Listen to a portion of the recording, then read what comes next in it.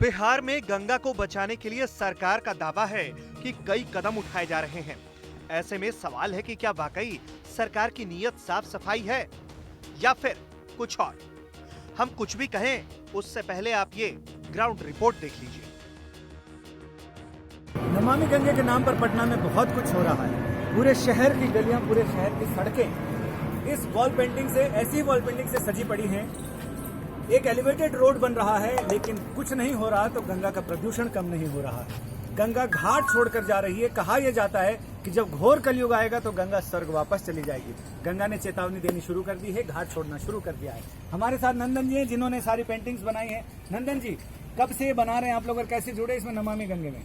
मैं लगभग 2-3 महीने से यहाँ काम कर रहा हूँ और मैं देखा कि चारों तरफ बंद है तो मैं भी आर्टिस्ट हूँ। College of art and craft Patna से मैं पास आउट हूँ और मैं भी अपनी इन सब कितने महीनों में आपने बनाया ये सारा? ये लगभग 2 महीने में बनाया हूँ। और 2 महीने में इनके सारे पैसे वैसे सबको मिल गए आर्टिस्ट लोगों को? हाँ, कुछ लोग फाइल की वजह से रुके हुए हैं और ऑफिशियली जैसे प्रॉब्लम सबसे पेमेंट भी है। अच्छा, पूरा पटना इन पेंटिंग से सजा हुआ है। मिथिला पेंटिंग से तमाम सारी चीजें हैं, बहुत सारी चीजें। रिवर फ्रंट बन रहा है और जगह जगह यहाँ पर फ्लोटिंग रेस्टोरेंट है। गंगा नहीं है तो गंगा का गंगत्व, गंगा जल की शुद्धता, पवित्रता, जिसमें कहीं न कहीं पटनावासी भी शामिल हैं। इस ऐतिहासिक शहर में गंगा खुद इतिहास बनती जा रही है।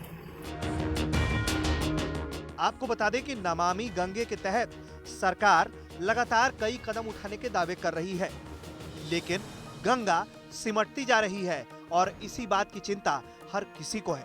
बिहार के उप मुख्यमंत्री सुशील कुमार मोदी ने कहा था कि नमामि गंगे के तहत पटना में 11 योजना 3237.69 करोड़ की है।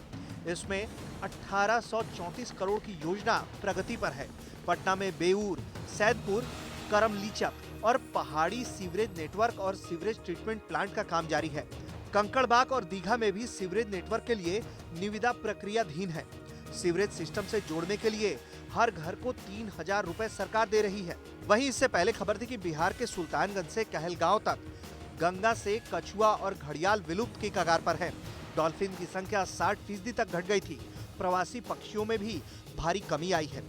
वन विभाग और पर्यावरणविदों के सर्वेक्षण में इसकी जानकारी मिली थी। नमामि गंगे कार्यक्रम के तहत केंद्र सरकार ने पटना और बरौनी में बिहार राज्य प्रदूषण नियंत्रण परिषद की गंगा जल जांच के लिए 2 प्रयोगशालाओं के सुदृढ़ीकरण को मंजूरी दी थी।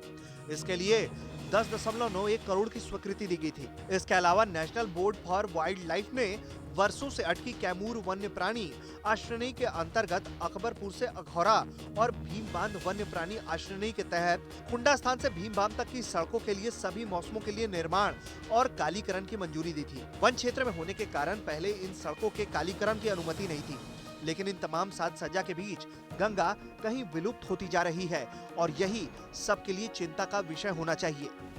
लेकिन गंगा विलुप्त क्यों हो रही है, उससे ज्यादा ध्यान इस बात पर दिया जा रहा है कि नमामि गंगे के तहत गंगा के आसपास के इलाकों का साज सजावट जरूर बढ़ा दिया जाए और आसपास के इलाकों का इंफ्रास्ट्रक्चर भी डेवलप कर दिया जाए।